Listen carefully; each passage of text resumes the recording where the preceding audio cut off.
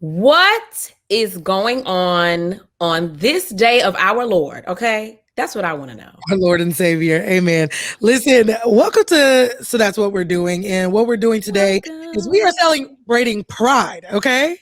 Celebrating Pride. Pride Month.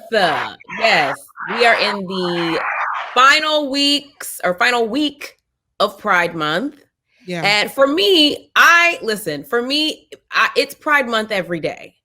I'm always celebrating Pride. I'm always championing and screaming and asking questions and being curious about the community that I love, the LGBTQIA plus community. Y'all got a whole lot of, y'all add new letters every day. Okay. Let me tell you something.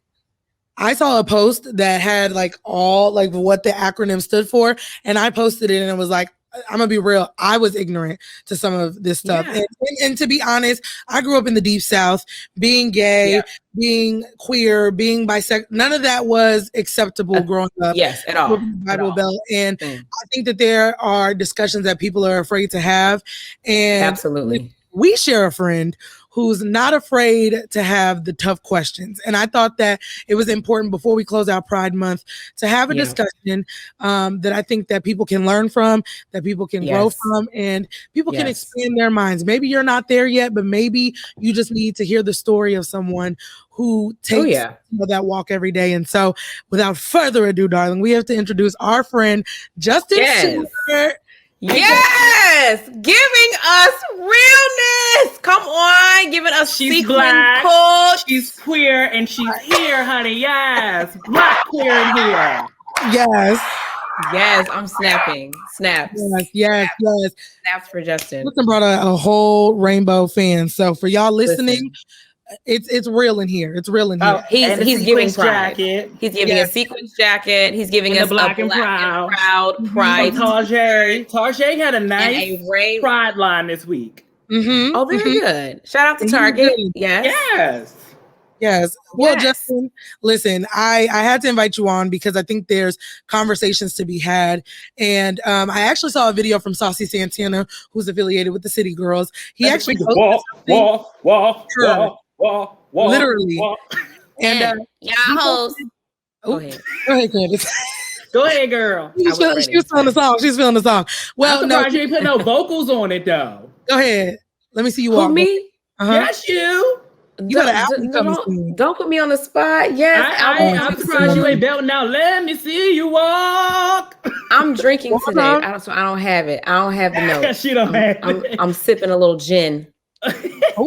I wish. Okay, listen. Well, before we get into hymnals of Saucy Santana, the prophet, he was on Instagram Live explaining why, although he dresses in women's clothes and although he has his nails done, sometimes wears wigs, why he is not willing to cut off his beard and identify as transgender. I thought it was pretty interesting. So let's take a listen. Yeah. I don't cut off my beard because I don't want it to be confused. When I came out when I was 17. When I was 18 years old, I cut off my beard. I bought bras. I was wearing girl clothes full time. My nails done. I had no facial hair. I was wearing bras all the time. I thought that I wanted to be transgender. And then a few months into it, I realized that I didn't really want to be transgender. I just liked to be in girly. So I actually just got my hair cut and my beard shaped up yesterday. So I still enjoy having a beard. I still enjoy getting my hair cut. Some days I wake up and I want to wear a wig, and some days I wake up and I want to wear a fade. Jesus. And you know what I love about that last part that he just said? Some days I want to wake up and have a beard. Some days I want to wake up and wear a wig or whatever it is. That is so relevant to every kind of person, because as a heterosexual cisgendered woman, some days I want to give you brow honey and beat face to the gods and a pump. Some days I want to give you a baseball cap and some sneakers and, and give whatever I'm giving. And I think it's important to note that the LGBTQIA plus community, as unique and beautiful and as different as they are, they're still human and just like everybody else in the same way that some days they want to be one way, some days they want to be a totally different way. And I love and I appreciate so much that Santana was willing to have that really candid conversation and speak on his journey and who he is and where he is. And so having Justin on here and on our show, and I've known Justin for years now, and I think he's a perfect, right? Yes. You're a great example of someone who can speak on Santana's position, because if you can't see him, Justin gives you a beat face on the daily, honey. I have learned many a thing about beating a face from Justin. He does the clips on his Instagram page, but he also rocks a fade. And I want him to tell a story about how important his haircuts are to him. But so can you just speak on what exactly Saucy Santana was talking about and just break that down for the kids in the class? Okay, so I love adding to the fact that he expressed this and kind of explained where he was in his journey and where he is today. In the words of Bobby Brown, covered by the great Britney Spears, it's his prerogative. Okay? I mean, I'm just saying, gender nonconformity is here and it's been here. We're just finding words now in the language to kind of understand what it is to be gender nonconforming. In the beginning, Saucy Santana was explaining that he was wearing bras and wigs and things, which gives you gender nonconformity as a man, or as a man who is living and not conforming to the box that America or the world sees that a man should be. Okay, right. Wearing bras and wigs and things full time, wanting to be a woman, transitioning, as he said, he was, living full time as a woman. And then he decided, this is not who I am. That's okay. That's totally fine. We are in a world where we can explore sexuality. We can explore gender identities and it being okay. When I was growing up, I still dabble in drag. And I don't want to be a woman. I've never in my mind thought about transitioning. A lot of people's like, oh, you should transition. You make a pretty girl and all of that stuff. But again, it's my prerogative. I do what I want to do. And so I kind of understand exactly where Santana is. He's mixing beard. He's mixing a woman wig. He's mixing bras and gender, just flexing and bending the rules that were made by who? Were made by what person? That says white patriarchy. To be a man, you have to be masculine. To be a man, no makeup. To be a man, I totally understand because I too am gender non-conforming. I do not conform to the standards of the world at all. Especially does being it make a black you feel does it make you feel a way, or is it offensive to you when people say to you, why don't you transition? Why don't you transition into becoming a woman? Is that offensive? No, because I get that they see one thing. They're like, oh, you're a guy and you are doing women things. Why don't you just transition to be a woman? But my identity is more complex than that. Why do I have to be one-dimensional? And I enjoy being in my cisgenderness, a black, cisgendered, gay, gender non-conforming man. This to me fits me. I seem happy and in my element and in my 100%, 1000% truth. And a lot of people see that. They see the enjoyment when I step out into the world. They see the comfortability of myself. Now, when you get into surroundings, when you are yourself like this, it's a different story. But, once I'm done and I'm dressed and I feel it and I'm living my fantasy, honey, I am there. I have arrived. And every day I have to go out into the world being myself. Because if I don't, who am I being? Hold that. Wait, put a pin in that one, because you said something that kind of stuck out to me about arriving as yourself, and the idea of not always being able to arrive as yourself. So yes, take me back a little bit because, you know, we grew up in a time it was not cool and it was not okay to be gay. But it's still not cool and it's still not okay, despite all of the advances of the community and things that are going on. No. It's still not cool. It's still not okay. People like me, Black, queer, gender non-conforming, trans people are being killed, abused, beat every day. I still don't have federal rights. I still don't have protections. My landlord can eject me and put me out for being queer. My job can fire me for being queer. I can walk into a nail salon and they say, "Oh, you're a guy, you want colors on your nails?" No, we don't service people like you. Like, so it's still not cool to be queer. It's still not cool to be Black and queer. A multiple minority. Oh yeah, the more of a minority you are, the more difficult it is. It is for you, yes. And being Black is one thing. We come from the slavery, and we come from historicness that America does not like people like me. And then you're adding Black male on top of it, and we know how America treats our community. And then you're adding even within our communities. Even within our community. And then you're adding on top of that Black, gay, and then you want to be feminine. Oh, child, you're really trying it. You really want a hard life, don't you? But despite all of that, I push through every day. Sometimes, you have your doubts and your questions, but I push through every single day to try to live my life in my 100,000% authenticness, because you never know who you're going to inspire. And I've been doing 100%. That since I was at least, I kind of started coming into myself when I was like at least 13, 14, 15. How are your parents? Wow. How are your parents about that? Right. I'm interested to know. So I had a rough growing up. But I remember, being at least 12, and I didn't live with my mom at the time. So I was living with some of my cousins and my aunts who raised me for quite some time when I was young. I remember my mom calling my cousin. We talked on the phone and she asked me on the phone, was I gay? And at that time, I didn't know what gay was. I didn't know what the language was.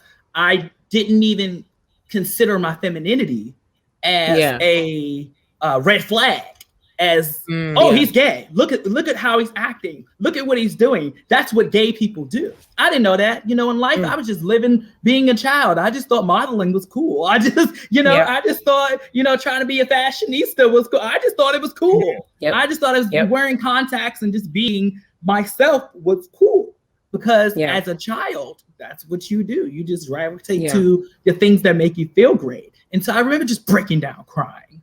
And then there was a time when I did live with my dad. My dad, I have 6 brothers, and he told me if any of his kids were gay, he would kill me. Well, I'm still alive, so and you have a good relationship with both of your parents, right? So now my mom is married to my stepdad, and my mom has always been. When I moved with her and I came out at 13, 14, she looked at me and said, "Honey, I knew since you were 2." And I was like, "How did you know since I was 2?" She's like, "A mama always knows, honey."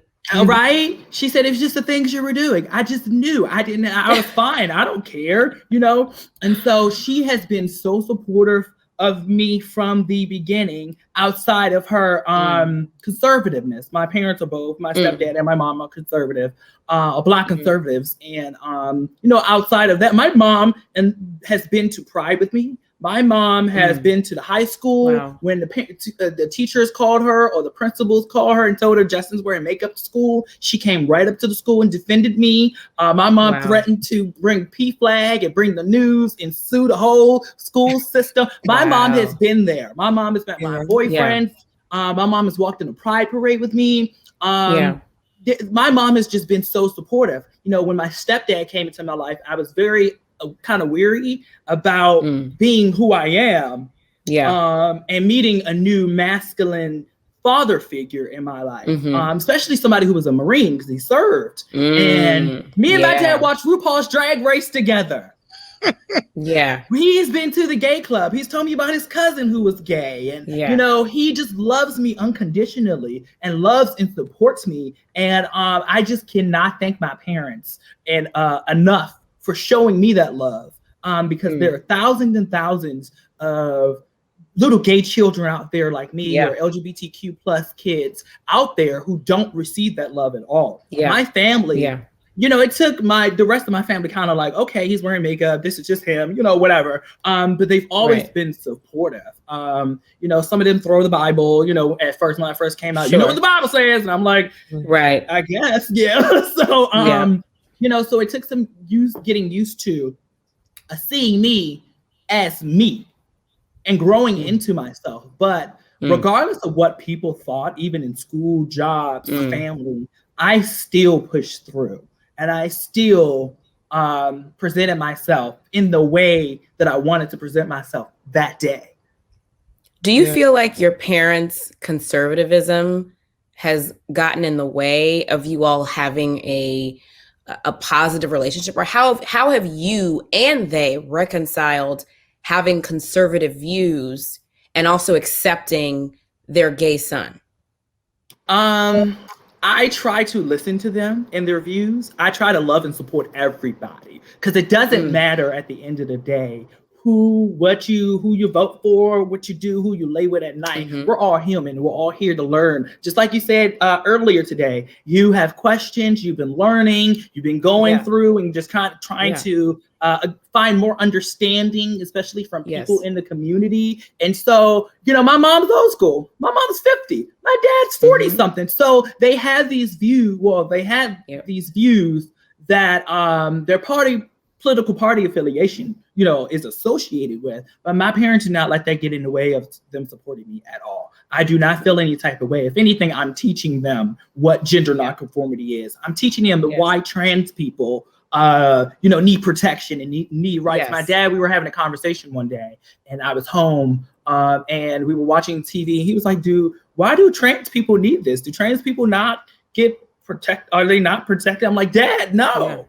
No, they're not. They're being beaten, killed. I think this year was 28 so far of Black trans people who have been murdered. And so I'm like, every year the number just keeps going up and up and up. People like us do not have federal protections. The news does not report on people like me.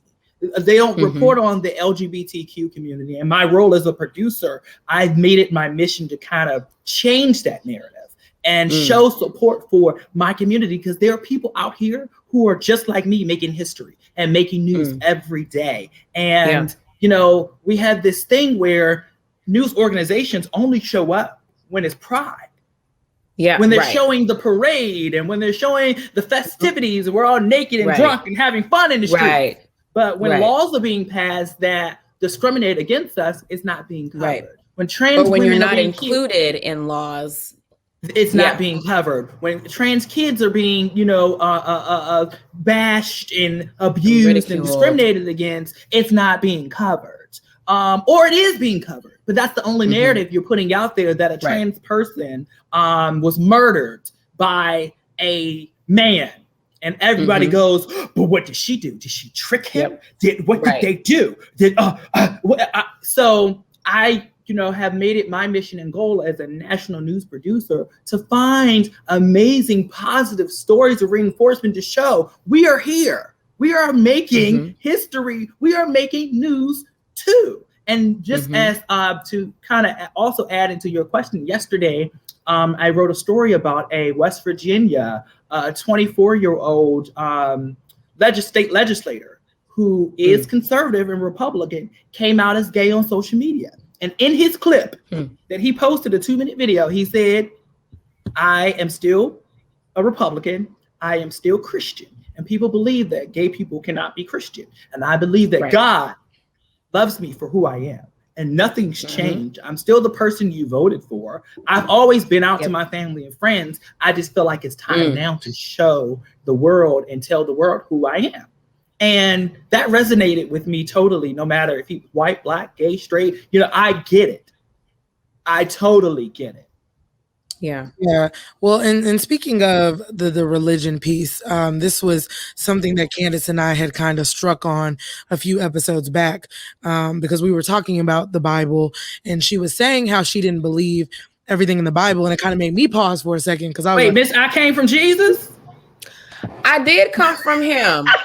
But honey, so did I. Can't... We all came from it, baby. We all came from it. We all did. But listen, you just have to, I believe that as with anything, you have to be careful of how you interpret things in the Bible, because there are certain silos of America, right, that will use the Bible and wield it in such a way that it will condemn people like our friend Justin. It will condemn people like trans men and women. You could even wield the Bible to condemn persons of color. People have That's what they did to weaponize slavery. the Bible. They used the Bible to justify slavery. Absolutely. So you have to be careful of that. And what I was just saying was that, and Leah, you can pick this back up, but you just have to be careful of how you interpret the Bible in ways that could potentially harm God's people. And I just refuse to believe that however the word is written, that the word would be just so that one of God's children would be excluded from the word. And it's again, it goes back to, I speak about white male patriarchy and the disease that it can be sometimes. And a lot of the interpretations in the Bible are viewed through the lens of white male patriarchy. And that's dangerous for everybody else. Not even in America, but globally, it's dangerous. So yes, I came from Jesus, but Jesus and I we have an understanding and a conversation that we have all the time. Right. But there is still, and this is to kind of segue back to Leah, there are still questions that I have as it relates to the Bible and the church and the ways in which the church has made people like Justin feel and how they are accepted or oftentimes not accepted. And to get into that, I actually grew up in the church. Allen Chapel, AME in Southeast DC. Okay. My Aunt Linda, who just passed in February, raised me. Oh, rest in peace. For about 5 to 7 years of my life. Like I said earlier, I lived with, some of my aunts while my mom and dad were getting their things together, getting themselves together. So she raised me in the church, honey. I was a choir boy. I was altar boy. I was this, I was that. I was giving speeches. I was the godson of the choir members, the choirliers. I was everywhere doing everything. There's a video of me on Instagram doing her makeup, a few years back in like 2013, 14. And she said, Justin, I had a calendar for you. And when we would make doctors and dentist appointments, I would have to open the book for them because you were always booked doing something. We kept you busy, So every day I wake up and I thank God for waking me up. I, speak to God all the time. I open my Power Thoughts devotional every day. My Aunt Linda, before she passed, sent me the Life Application Study Bible. So a lot of the times I use this, which has a message every day. Like today was don't covet. And it was talking about don't covet your neighbor, his house, his wife, his manservant, his maidservant, his ox, his donkey, or anything else that is your neighbor. And so I normally take that verse and it gives you a breakdown as well. And I open my Bible here, my Life Application Bible, and I find that verse. And I kind of just go into the word on my own. Something else I do is I also love the atmosphere of church. I love the community that church can and should be. I love being around people who are worshiping and having fun and being free-spirited. I love church music. I love the message of hope and the message of pushing through and, surviving and praying to God. I love all of that. But like I said, as you grow older, from your childhood through adolescence and teenager, and you start discovering yourself, you start seeing some of the messages aren't for you. They are condemning to you. So before I moved, from DMV to New York, I was, as a 20-something-year-old adult trying to find a new church home. Not that my old church home did anything to me. I was just searching for a house to come to every Sunday, every other Sunday or whenever, Bible study and things that I could be my authentic self at. And there were a few churches that I attended in DC, which in Maryland area, that I didn't feel kind of comfortable at. But I did find a church. I don't know if you all know Kim Lee, Dr. Kim Lee, who's a master makeup artist. She's a pastor, and her husband's a pastor. And I remember going to their church in Clinton, Maryland. And before that, backstage at Fox 5, when I was booking Kim to do a makeup segment, her husband came through, and I just had maybe an hour-long talk with him about God and homosexuality and me merging the two and saying, I am Christian. How can God hate me? How can the word condemn me? But God tells me he loves me. Like, I'm so confused. And he just talked to me. And he said, anytime you need me, anytime you're feeling some type of way, anytime you want a church or you want to pray, come to my church. And I popped up a few times because I wanted that love. I wanted that. I wanted to feel welcome in the spirit and welcome in the house of God. But since moving, I haven't found a church home here in New York, New Jersey area. But so I worship on my own. I listen to preachers like Joel Osteen. A lot of people hate him, but his word is very positive. I wake up and I listen to Joel and I'm doing my walk, or, and I just feel inspired and empowered by the way he preaches, because it's just a positive, amazing message about God. And it makes you feel like you are welcome in the kingdom.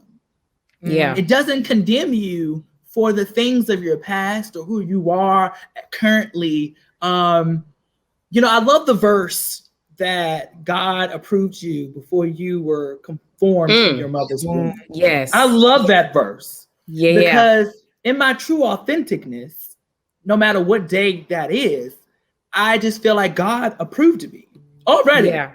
God knew who I was going to be. God knew how I was going to dress, how I was going to, act. And so I see the happiness in myself. And my friends and family also see the happiness in me. And when you look outside of yourself and you see these things and you see the blessings in your career, you see your friends and your family, you're like, how does God hate me? But he's also blessing me with these wonderful people and these opportunities like this to talk about, being multidimensional and being a gay, non-conforming Christian in the world. How do you justify that? It just makes me feel wonderful that I've had all these many blessings and opportunities, gone viral, have a great career, worked at multiple stations in multiple places where I was always my 1000% self. And you guys always left an impact, a positive impact. And try to be a role model for people like me, because there are not a lot of people like me in the journalism industry. A lot of people who are out on air are very masculine, or they portray to be masculine, which fits into that box that, again, was made way before we came into the world, of masculinity, the anchorman box. They sit straight, they project, and they, it's all of that. And there's no fault to them, but also you don't see any gender nonconforming, you don't see any trans men as anchors or reporters. You don't see any trans women as anchors or reporters. You don't see, or you don't see people like me on air. You don't see these things because we don't fit into that box. We don't fit into that mold. And so, of course, as a budding journalist coming out of college and still being myself, having my tongue ring and my lip ring and all of these things, I wanted to be on camera journalist. But then something just told me I was not going to fit into that box. I did not feel like kicking all those doors down and doing all of those things. And so I kind of shifted the atmosphere, and I kind of shifted where I was in my career and became a producer, because now I get to pitch and push stories of the community. I get to find elements and great stories and book people to come on and to talk about things that people aren't talking about. Do you regret that you shifted your trajectory away from? No, I don't regret it. I thought it was actually the best move that I could make. Why? Especially the power. The power. Yes, power. The producer, even though you have, I just wanted him to say that. Yeah. Even though you have an EP who's, the control factor of the whole show, every day I come up with 20, 25 stories of things that are going on in the world, COVID and politics and business and all of that. But I also throw in Black stories, and I also throw in queer stories, and I also find things that people aren't talking about, and I write them, and I push for these stories to be heard by America. I push for people like us, and business stories and all of these things that come together to make a great show, because you have power as a producer to say, look, this is important. Here's why. I'm pushing for this story. Here's why. And so, being a reporter, they tell you what to report on. You go to where they tell you to go. Yeah. You do what they tell you to do. On a site. Here's the copy. Read it verbatim. Yeah. And of course, as a producer, you're still doing that and certain things, but I feel like you have more push, more of a say, hey, I find this to be important. Of course your EP can not put it in the show, but I don't regret the move that I made, because I thought it was great and healthy for me. I love suits, but I didn't feel like sitting on a desk every day wearing a bland blue or black suit or gray suit. I like flower suits. I like, pops of color. But that wouldn't have been over well for a news director. That wouldn't have been, my beat wouldn't have been okay for a news director. My gender nonconformity on air wouldn't have been approved for a news director. I would have had to, quote, tone it down. Yeah. But a woman, I have a question for you. Can get away with it. Right. So you're right. I think that the pace of news is as slow as, if not slower than, some of the pace of America. Yes, it's very traditional. It's very slow. I don't practice, but I have a degree in journalism, for those who do not know. So I am well versed and up on, yes, all these HU grads. So I think about all the time how the news and how journalism will move into the 21st century, right? And how they will move forward. And we do have, the Don Lemons of the world who can sit on primetime television, and the Anderson Coopers of the world who can sit and talk about their partners and, speak openly about being gay and speak openly about having children as a single gay man is Anderson Cooper. And what's the handsome, dark-skinned gentleman that's on NBC late night? What is his name? Is it NBC or Jonathan ABC? Jonathan yes. something. And I remember, because I'm always up late, so I end up watching that show. She works overnight. And yes. And he was joking with his co-anchor about being gay and just laughing about it. And I just thought I was so intrigued, because I remember a time when even liberal journalists were not able to speak openly about their sexuality. And I long for, and I believe the day is going to come when someone like a Justin Stewart could be an on-air anchor personality in all of your glory, with your beat face and your fade, but still respectfully and professionally delivering the news. Do you see something like that happening? Like, is that in the future? Could that be the future? And then Rachel Maddow, I'm just thinking of all of the different types of personalities now that are openly gay. But, to have someone who is trans or gender nonconforming, that could be confusing to those who are not as open. Would a news station, would a news director take the chance to put someone like that on air? What does that look like? I see it happening. I really, really, really do see it happening. I mean, it's happened on MSNBC with Janet Mock, who is one of the directors of Pose, had an MSNBC show way before Pose. But so that was a groundbreaking moment. But since then, we haven't had too many. Well, Laverne Cox is on E now as a red carpet reporter, which is great, a great move. Yeah. But also, that's entertainment, hard news, entertainment, and that's the box that a lot of us called girls, a lot of us femme, gender non-conforming trans girls are put in. We're put in the box of, oh, she's funny. Oh, we can use that. Ha ha, kiki moment. That'll go viral. We'll put them in entertainment. When me, I consider myself a well-rounded journalist. There are some things that make me very nervous about writing all the time, but I do it and I push through. And I push through as me, and I grow and I learn and I present myself at my work every single day. Sometimes my beat is, they would call it, is toned down. It's just regular, foundation, powder, lash, mascara, whatever, a lip. And then sometimes it's just real chill. Sometimes it goes like this. At Fox, I wore green lipstick a couple of times. I wore blue lipstick and I did my job. Honey, yes. And I had to present myself in my true, authentic person, but I also was respected and I did my job to 100% and more.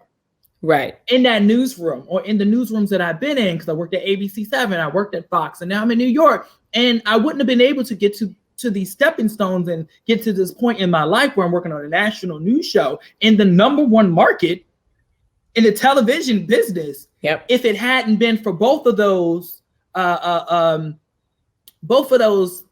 situations where I was myself and I was a serious and well-rounded journalist. Both of those go hand in hand. For me, at least. Well, and I was going to say this too. I think that, unfortunately, Justin, and you can speak to this working in news, it's all about checking boxes in the sense, like, for example, when a Black woman leaves, they put another Black woman there. Like when a white male leaves, they find another white male. So right now, I feel like we're in the season of checking all boxes. So like right now, yay, like Juneteenth is a holiday because it checks the Black box. And it now let's cover that. Because we had to be covering that before. The last several years that I've celebrated that as a Texan, where it's something that Black people celebrate all the time. But my point is now we're getting to, every company is trying to be inclusive, right? So I do think that we're going to move into that inclusive space where we see that, and especially on liberal news sites. Because let's be real, when Trump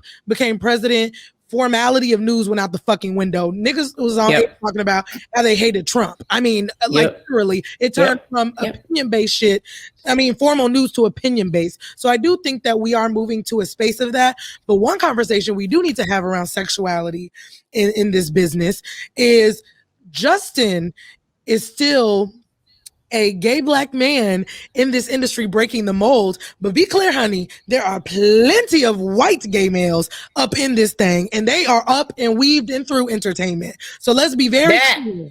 And also in management. Clear. And also very much in management. And in management, especially in management. Yes. So Black gay, where people like me don't get those opportunities. Exactly. Those doors don't open. Exactly. Yeah. When white gay men look out for each other, do you feel like there is elitism when it comes to the community? Because sometimes I do feel like definitely in a different headspace almost. And for you to be a cisgender heterosexual patriarchy woman to bring that up, it actually is, but it's always kind of been like that, especially with the start of Pride. You think about Marsha P. Johnson and Sylvia Rivera, who were on the front of two Black and brown trans drag women were on the front lines of Stonewall and the riots. And you think about Pride now, we barely hear about those stories. You barely hear about the stories of Black queer people who were leading the marches of the civil rights movement. You barely hear about Bernard Rustin, who set the stage for Martin Luther King, who planned the March on Washington, so he could have the stage to have the I Have a Dream speech. You don't hear about that. You don't hear about people in queer movement. Honey, yes. Black queer man who was openly gay was on the board, who actually taught Martin Luther King everything he knew about being nonviolent. They don't tell you these stories in schools. They don't teach you this at all. You have to grow and learn and watch documentaries and find these things in media who are brave enough to tell these stories. FX just did a great 5-piece documentary on Pride and the start of 1950 all the way to today, and how the movement started and how it copied and pasted the nonviolentness of the civil rights movement. So you saw both of my identities merge, and you saw the history of the LGBTQ movement and the emergence of the civil rights movement. And then you think to yourself, well, goddamn, I can't catch a break. You know what? And so, you know, but it made me inspired to hear all of the stories that some of them I heard, but in depth more about Bernard Rustin and people like him. And you're like, yes, we've been leading the movement. We've been on the forefront of things all this time. You just don't hear about it because it's, quote, whitewashed. Pride has become corporate. All these corporations who are led by white people commodified are shifting money to organizations that are ran by what? White people. And so, you know, I don't like to think of it that way, because Pride didn't start as a celebration. It was actually right against police brutality, because it was a crime to dress in drag. It was a crime to be gay. It was a crime to be gender nonconforming. They would arrest you in a cafe. They would arrest you in a bar. They would go raid bars specifically to arrest gay men and women, trans people, put them in jails, and then print their names in the newspapers so they would lose their job. And this is why a lot of transgender nonconforming people have resorted to sex work, which is dangerous in itself, because they can't get jobs, or they couldn't get jobs at that time. In order to survive, they had to serve their bodies to do what they needed to do in order to survive, because society was always against them. So I am blessed to be in a position and have had a so far great career in the industry where people are not like me, but I'm also surviving and thriving every day and pushing for, you know, coverage of stories, like I said, that show me, Black, queer, you know, all in one scape. And so, like I said, Pride did not start as a parade. Yes, honey, yes, we here, we're queer, yes, Pride. It didn't start like that. No, we were fighting against the police, because police were beating us, still beating us to this day. They were hurting us and killing us. They were entrapping us in bathrooms, knocking on the door and saying, hey, you know, being masturbating at urinals, trying to get our attention to entrap us, because it was a crime. I am literally a sex deviant. I am literally a criminal. I am literally a former slave. I am literally the N-word in America. This is how America has always seen people like me. I have a question for you, and I know you can't answer this for the community, but for you, do you find that it's more challenging as a multi-minority to be a Black man or a gay man, or is there a distinction? Woo, girl. I'm gonna say this: a lot of people think you can't be both, and like I said, we, especially in the Black community, you just have to be Black and straight. That's it. Anything else, we don't want to hear about. But we're in this age now where people are understanding and seeing that they are multidimensional, and it's okay to be Black, male, gay, Christian. I am all of these things, and nothing's wrong with either one of them, and I can't separate them. And if you separate them, like, shame on you, because you have to embrace all of your identities in order to live life authentically. And for me, that's my number one goal. I can't separate the fact that I'm gay. I can't separate the fact that I'm Black. The two go hand in hand. The two go hand in hand for me, especially when I'm presenting myself in the world. People can discriminate against me because I'm Black, and they discriminate because I'm gay. It depends on which word they use. Sometimes they use both. I'm like, damn, you hate me.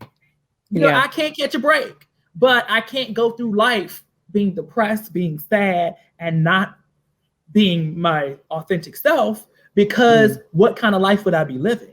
I have to go out in the world and have fun. Go to bars, go to, you know, pre-COVID, have fun.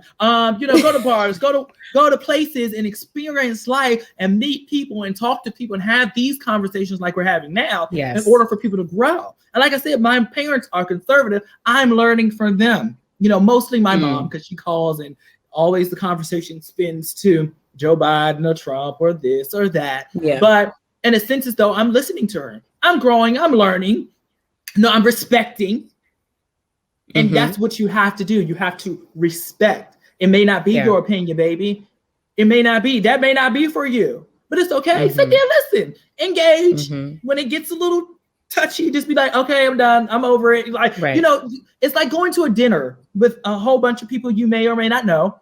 You don't talk about sex unless you're really drunk. You don't talk about religion. And you don't talk about what? Politics. Exactly. You don't talk about these things. So, you know, it's setting boundaries for certain people in your life. And then certain people you put up a tolerance for. And I tolerate my mom. I tolerate their opinions. And I listen and I grow and I learn. And, you know, I think it's kind of cool that I'm Black, gay, queer, and my parents are conservative. I think that's amazing. That makes you an enigma to me. Right. I think that is so amazing. I'm so intrigued by that. I just like and a lot of people are. A lot of people are like, how can you listen to them? I'm like, because I have to. I want to know how. Well, yes, because of your parents. Yeah.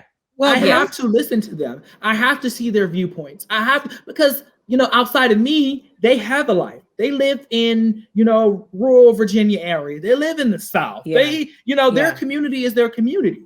And I have to love and respect them for their community as they love and respect my community. Yep, I was just about. And a lot of people have a lot of, when it refers to people like me, have a lot of growing to do, especially old school people, 40s and 50s and 60s, have a lot of growing to do, but you can teach them. Yes, you can teach them about. If they're willing to learn. If they're willing to learn, you have to teach them about pronouns. You have to teach them about like.